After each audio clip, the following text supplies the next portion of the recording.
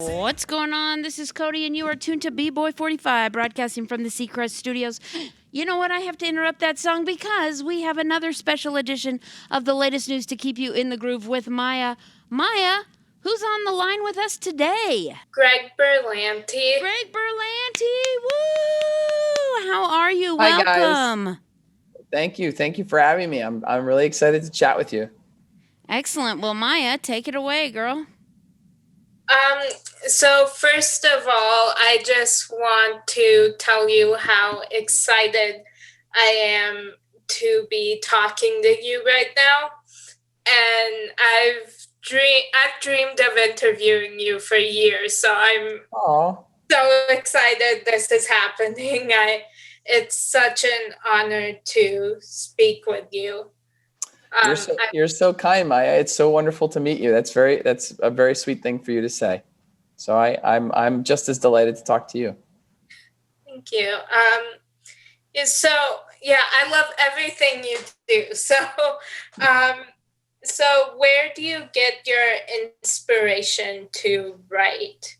Do you have a ritual surrounding your writing process? I've got probably several. I mean, I've always been, since I was a kid, when I started out, I started with puppets, believe it or not.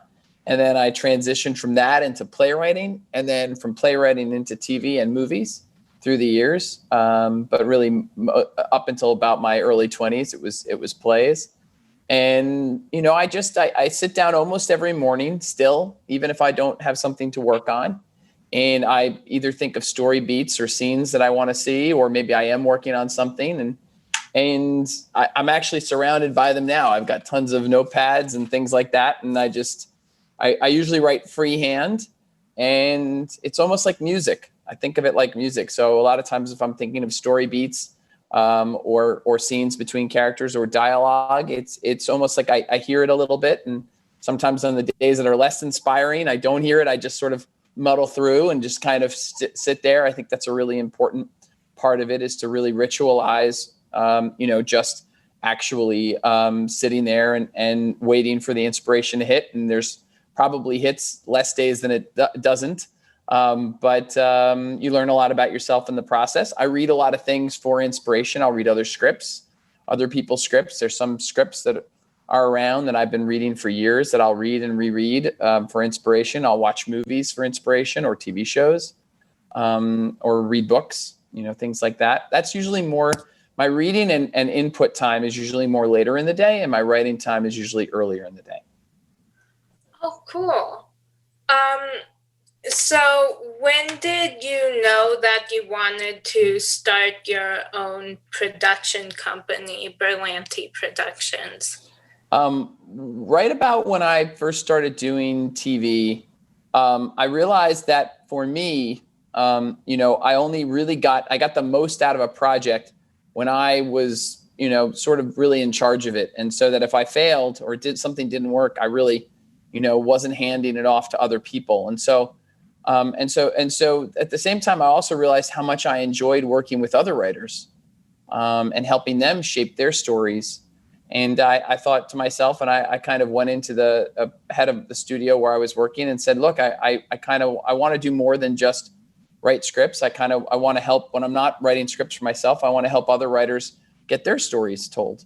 And that was the beginning of it. You're a writer and producer for Arrow, The Flash, Supergirl, The Tomorrow People, and DC's Legends of Tomorrow.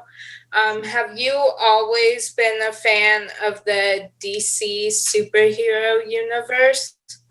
It's pretty far back. So I grew up in the 80s. I was born in 1972, and so about the time I was a teenager was the 1980s, and that was a big time for comic books in that era. That's when they did Crisis on Infinite Earths on the DC side, they did Secret Wars on the Marvel side, and a lot of the characters that are filling up our TV and movie screens right now were really having a renaissance at that time. And I was into all of it. I would go to the comic book shop once a week with my $1.50 or whatever my allowance was, and I think comic books then were maybe 25, 45 cents, something like that. And I would buy up as many as I could. And and sometimes sit and read them for free in the comic book shop and get yelled at by the comic book shop owner.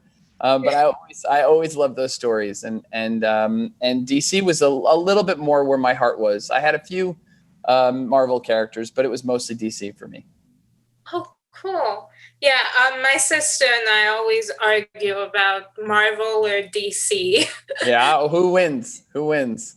I don't know, because like we both like Marvel, but she's like the biggest Marvel fan, and I'm like more of my favorite superheroes are DC superheroes because there's Shazam and the Flash, and then yeah, so I don't really know who wins. The Flash was my favorite when I was a kid.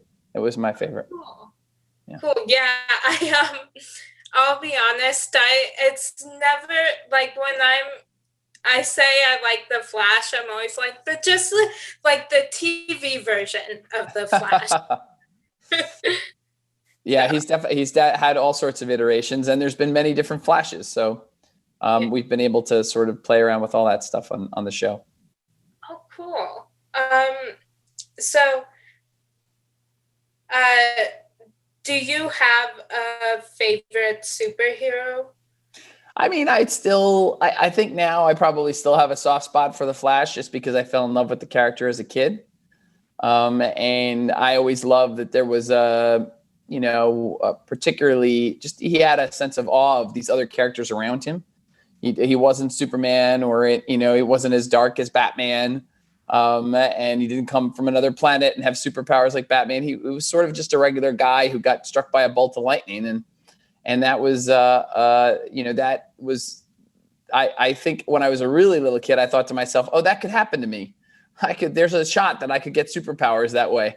And so I connected with him, and his sense of humor and his regular guyness, I think was appealing to me, and his heart, Oh, cool. Yeah. So you directed the 2018 movie Love, Simon, which is one of my favorite movies. And I remember I was counting down the days until it came out. That's great. And we actually, a couple years ago, we went over to a friend's for Thanksgiving, and she and my sister and I all snuck down to the basement and just watched Love, Simon while everyone was upstairs. Oh, that's great. So I was wondering, what was your favorite part of working on that movie? Well, I think working with all the people I got to make the film with. I read the script, and I had read the book, and I read the script, and it really reminded me of my own high school experience growing up closeted and gay, which I did. And so I really identified with the character, and I went and applied for the job like any director does if they're not producing the movie or they didn't create the movie, and I got it. And everyone involved, from the producers to the writers to the cast and the crew, it was really just a wonderful experience. And I think everybody really that chose to be involved in it knew that there really hadn't been a lot of movies like that before. And so it was really special.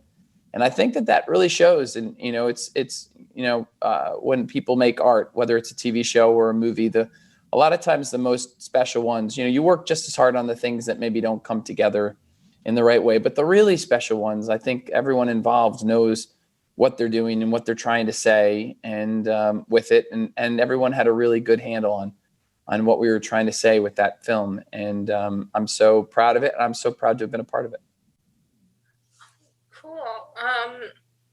Cool. So you've created and worked on so many amazing shows and movies, and so many that I love, including The Flash and you and God Friended Me, and also Black Lightning and Riverdale.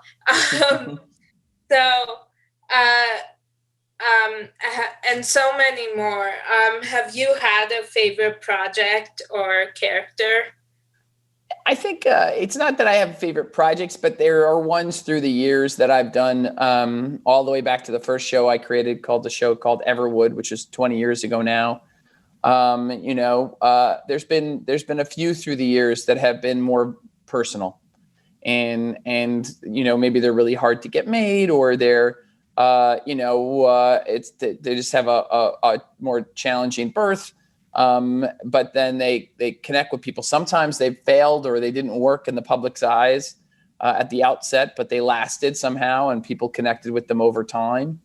But the ones where there have been 4 or 5 through the years that have been really personal experiences for me. And I don't like to reveal all my favorites, but that, I've definitely learned something from each of the shows or the movies that I've been a part of. And that's kind of still my favorite part of the process is there's, I really still learn. As it turns out now, because I've been doing it for so long now, these days I'm learning from people much younger than me. When I started, I was the youngest person in the room a lot of times, and now I'm sometimes the oldest person in the room. And I find what's been really exciting for me in the last 4 or 5 years are all the young people that I'm working with, and what they have to say about the world and how they see the world, and their energy and their enthusiasm. And that's been really inspiring for me of late. Oh, cool. So how do you decide who to cast? Do you write parts with certain actors in mind? That's a great question. So sometimes everybody's different. There are some people that write things with people specifically in mind. Every now and then I'll have an actor in mind when I'm working on something, or when the writer and I are working on something. Something will come, an actor's performance will come to me and that's can be a source of inspiration, but it's pretty rare. Usually it's almost like I hear a voice in my head that's the voice of the character, and I can't put it on anybody. And then this moment happens where someone comes into audition and I hear the voice, I hear them do the character, and I go, that's the voice that's been in my head, and so I have like this aha moment in the casting process. And then what happens is I fall so deeply in love with that actor that I can't imagine doing the show or the movie without that actor. And very often in this business, you have to convince a lot of people that somebody's right for a part because they don't always see it the same way as you. But for me, what's always worked really well is when I have that moment, when a Stephen Amell walks in for something like Arrow, or a Grant Gustin walks in for something like Flash, or a Nick Robinson walks in to play Simon in Love, Simon, and I hear that person perform the role, I know in my heart, I go, well, I would die on any hill for this person. I really believe that they're meant to do this part, and I'll fight with anybody about it. And sometimes it can be easier than that, but usually an alarm goes off, and I've learned to listen to that voice. Oh, cool. Yeah, I love all of those people. So, what is it like to see your words come to life on the screen? It's still, even after thousands of hours of television and writing movies and stuff, it's still a thrill.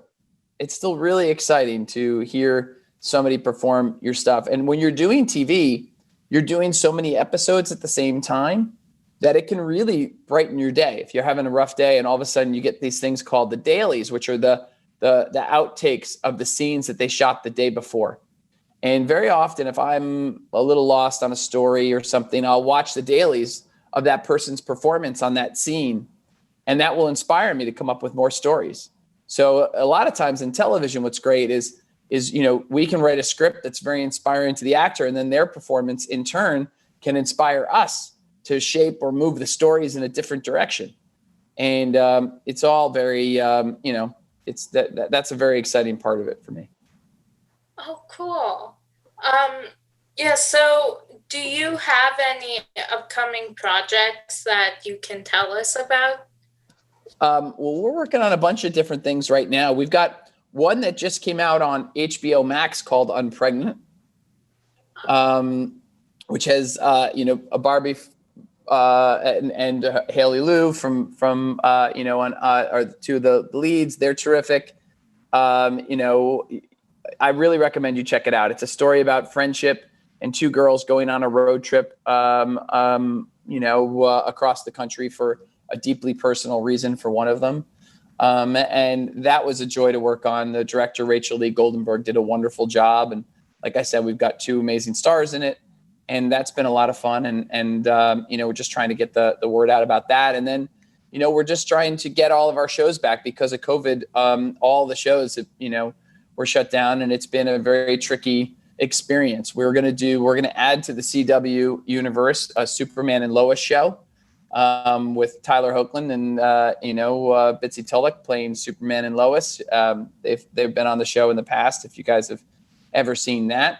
And we've got sort of an interesting twist on that. We're about to get started shooting that. And then we're working on, I think, our biggest DC show we've ever done, also for HBO Max. We're just starting work on it, called, and it's based on the DC comic book character, the Green Lantern.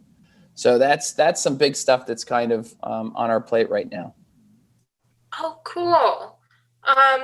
Yeah, so it's been a strange time in the world.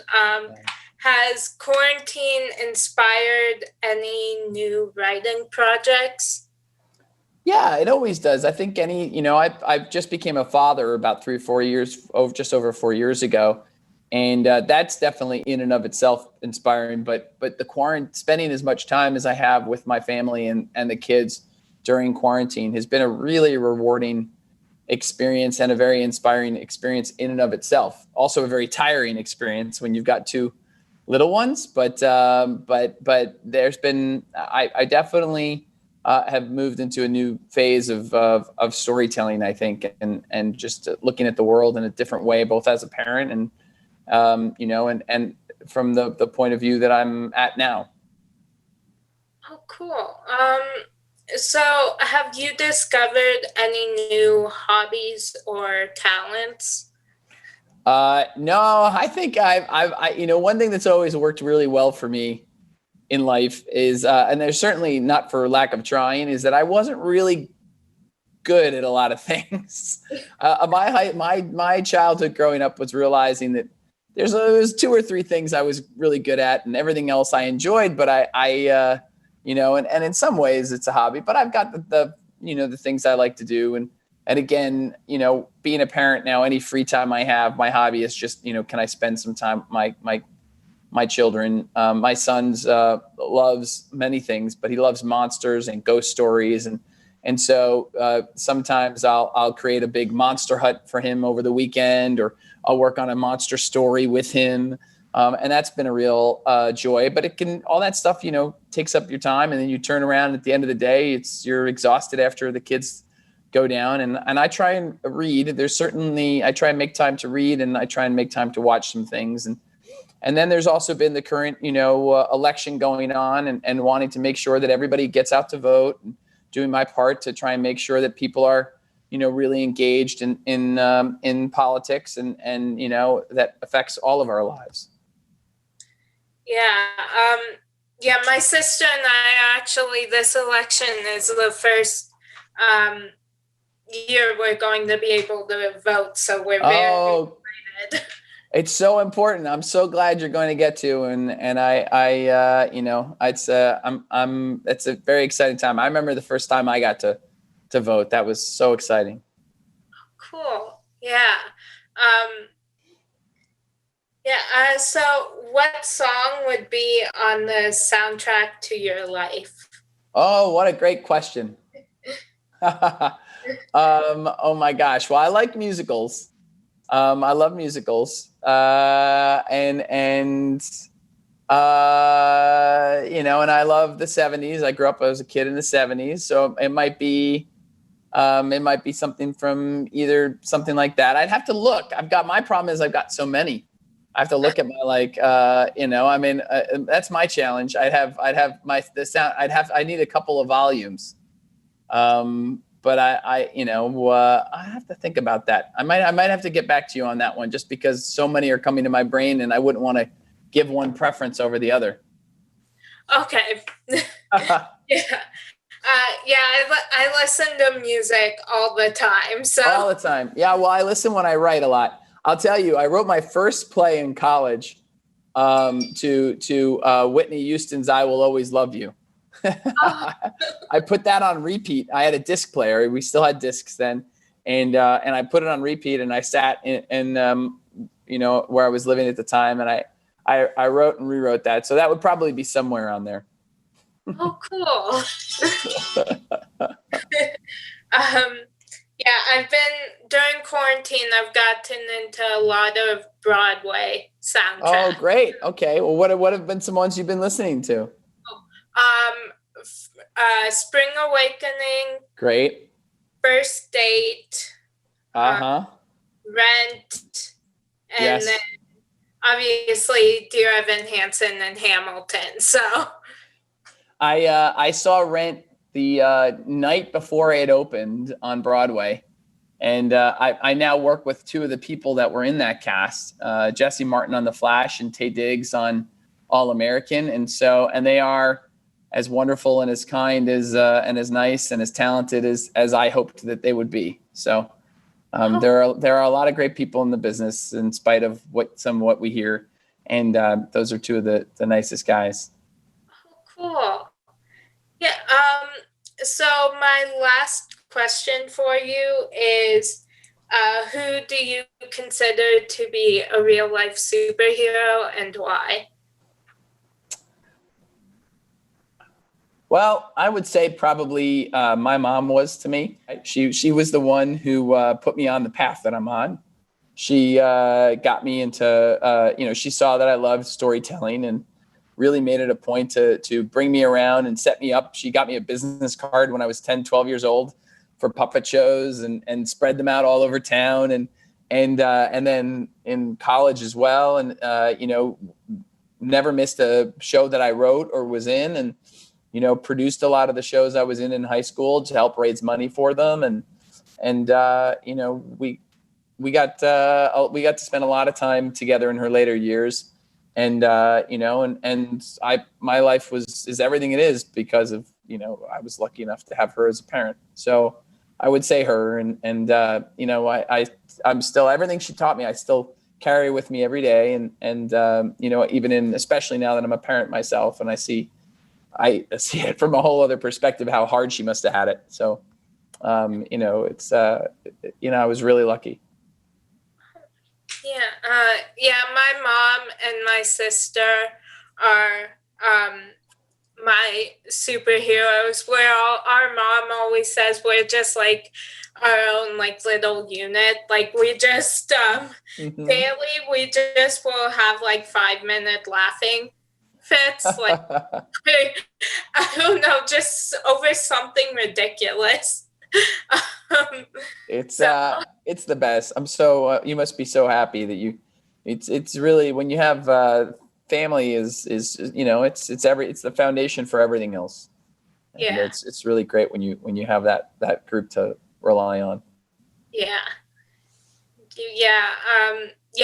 they're my best friends. So That's amazing. and I also meant to tell you, I was telling one of my teachers today, I told him, I was like, I'm interviewing Greg Berlanti today. Like, I am freaking out. I've wanted to interview him for so long. Well, you're doing a great job. I'm so impressed. I'm really grateful for our time. This has been awesome. Thank you.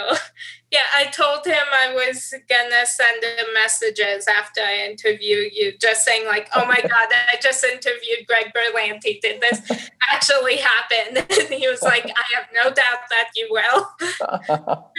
That's terrific. What are some of your favorite subjects to study in school? I like English, and then I took a class last year, first semester, called Street Law, which is one of my favorite classes I've ever taken. And the teacher from Street Law, I have him again this year for history of ancient Rome. So. Oh, that's terrific too. I always loved history class. That was my favorite. American history especially was my favorite. Yeah, my sister is really good at that. I'm not great at history. There's a lot of stuff, like, there are some stuff I'm just like, no, I don't want to know about this. Like, I already know about this, so I don't want to go into detail about it. So, Wow. yeah, my sister's better at history than Oh, that's I was not good at math. Not good at math at all. me either. Not to like say anything bad about math, but I was so happy when I found out I didn't have to take it this year. I know. You know what? I had literally a teacher tell me at the end of my junior year in high school. She said to me, she said, "Greg, I like you so much, but I want to save you and the next year's math teacher a lot of time. You do not have to take math class next year. You're so sweet, and they'll feel like they have to pass you because you're so nice, but you're not great at math." So I got liberated from that too, and I was really excited at the time. But it turns out you actually need it in life, so I had to go back and learn how to actually use it in things like budgets when we do the shows and things like that. But yeah, I feel like you only need like basic math. yeah, exactly. So yeah, I'm like, as long as I can do that. It's easier when it pertains to you too. When you're like figuring out how to balance your checkbook and things like that, like numbers matter. And then everything else is it's different when it's like, a train is going 50 miles an hour in this direction and all that stuff. Yeah. Anyway, well, this has been terrific. Yeah, thank you so much. This is the highlight of my week. No, a highlight of my week too. It's really great to meet you, and it was great to talk to you about all this stuff. You too. Yeah, I was so excited. I was like, oh my God, I'm gonna get to talk about The Flash and Black Lightning and all these shows. So, and Love, Simon. So thank you. Thank you guys. Awesome. Thank you for spending so much time with us. And of course, Maya, good show. We're getting back to some music in the box, as they say right here at the Seacrest studio. And of course, Greg Berlanti, you're awesome. Take care. Have a good one. You guys too. Take care. Bye-bye. Bye-bye. Bye, Maya. Bye, Maya.